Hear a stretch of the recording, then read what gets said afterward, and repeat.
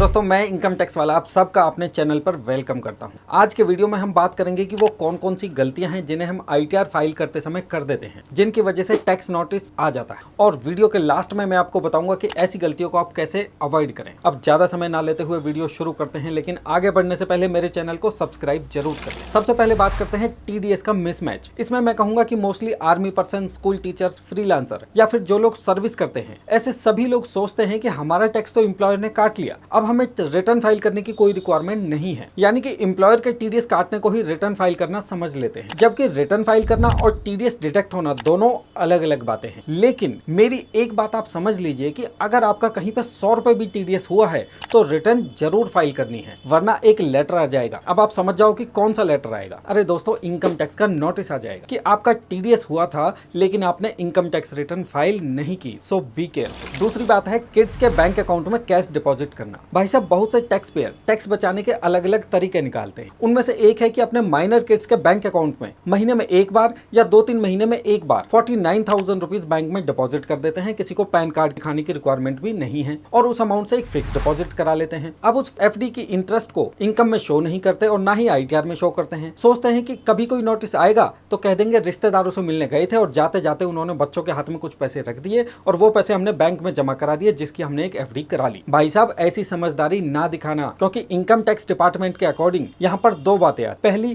कि अगर आपने माइनर चाइल्ड के बैंक अकाउंट में कुछ फंड डिपॉजिट कराए हैं तो इनकम टैक्स का सेक्शन 64 सबसेक्शन 1A के अकॉर्डिंग माइनर चाइल्ड को होने वाली सारी इनकम मदर या फादर दोनों में से किसी एक पेरेंट के हैंड में टैक्सेबल होगी, यानी कि उसकी इनकम में जोड़कर उस पर टैक्स पे किया जाता है। और वो पेरेंट वो होगा जिसकी इनकम इस माइनर चाइल्ड की इनकम को ऐड करने से पहले ज्यादा हो। अगर चाइल्ड मेजर होगा तो क्लैबिंग एप्लीकेबल नहीं होगी। ये तो हुई एक बात। अब दूसरी बात करते हैं कि अगर आपका चाइल्ड मेजर हो या माइनर हो, दोनों ही केसेस में इनकम टैक्स का सेक्शन 68 सामने आ जाता है, जो कहता है कि इनकम का सोर्स बताओ। अगर आपने सही सोर्स बता दिया तो वेल एंड गुड, अगर सोर्स नहीं बता पाए तो वो सारे कैश डिपॉजिट को अनएक्सप्लेन्ड कैश क्रेडिट मान लेता है और इस केस के अंदर टोटल कैश डिपॉजिट पर 100% से 300% की पेनल्टीज लगा देता है। भाई साहब, हर पॉइंट पर डिपार्टमेंट अपना मुंह खोल के खड़ा है। अगर आपने ऐसा कर दिया तो आप ये कहोगे कि भूल हुई भूल से कि हम कैश जमा करा बैठे, अब पछताता है दिल कि क्या करना था और क्या कर बैठे। तो दोस्तों, कहने का मतलब है कि फाइनेंशियल लॉसेज के अलावा कुछ भी हाथ आपके नहीं लगेगा। एक और गलती करते हैं कि सारी इनकम को डिक्लेयर भी नहीं करते। भाई साहब, 2010 तक के टैक्स के नोटिस अब आ रहे हैं। लोग अपनी कैश की इनकम को बैंक में जमा करा देते हैं और रिटर्न फाइल नहीं करते, पोस्ट ऑफिस से फिक्स डिपॉजिट की इनकम को नहीं दिखाते और ऐसी भी बहुत सी इनकम है जो आईटीआर में शो ही नहीं करते, ना ही उस पर कोई टैक्स पे करते हैं। नतीजा,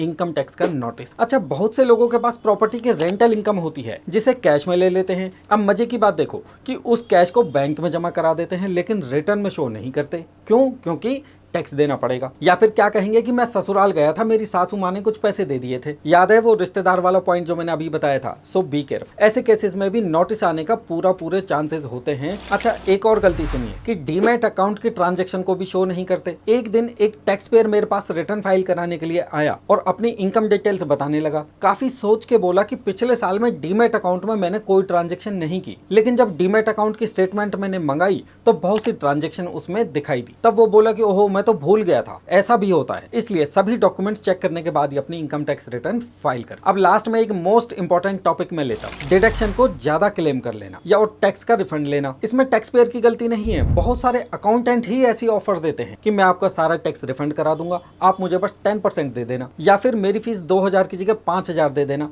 लेकिन मैं आपके 40,000 रुपए का टैक्स वापस करा दूंगा, आपके बैंक में आ जाएगा। अब वो करते क्या है कि गलत और ज्यादा डिडक्शन क्लेम कर लेते हैं। जैसे कि आपने अपने पेरेंट्स का मेडिकल इंश्योरेंस पे किया सपोज 12,000 रुपीज, लेकिन आईटीआर में लिखेंगे वो लोग उसको 50,000 रुपए। और घर में कोई हैंडीकैप्ड या बीमार पर्सन नहीं होगा, लेकिन फिर भी सेक्शन 80U, 80DD, 80DD की डिडक्शन क्लेम कर लेंगे। और जब बाद में नोटिस आता है तो कोई भी आपको देखने को नहीं मिलता, ना वो अकाउंटेंट मिलेगा ना कोई और मिलेगा। सारी प्रॉब्लम आप लोगों को ही फेस करनी पड़ेगी। सो आप ये गलती ना करें। डिपार्टमेंट बहुत आगे है, डिपार्टमेंट को सब पता है। और सबसे बड़ी बात कि it is against the law, so take care. What I am saying. दोस्तों अब बात करते हैं कि ऐसी गलतियों से कैसे बचा जाए कि टैक्स का नोटिस भी ना आए और आपका काम भी हो जाए। जब भी आप इनकम टैक्स रिटर्न फाइल करें तो AIS और TIS रिपोर्ट जरूर चेक। आजकल जितनी भी इनकम होती है, चाहे वो कहीं से भी हो, सभी ऑनलाइन शो हो जाती है। फिर चाहे वो इंटरेस्ट इनकम हो, फ्रीलांस हो, शेयर से गेन हो या शेयर की सेल परचेज हो, इवन GST की सेल और परचेज भी ITR फाइल करते समय ऑनलाइन शो हो जाती है। कहीं से टैक्स कटा हो तो वो भी शो हो जाता है। तो इस तरीके से आप रिटर्न फाइल करोगे तो कभी भी टैक्स का नोटिस नहीं आएगा और रिटर्न भी सही फाइल होगी। तो अब मैं अपनी बात को यहाँ पर खत्म करता हूँ। मुझे आशा है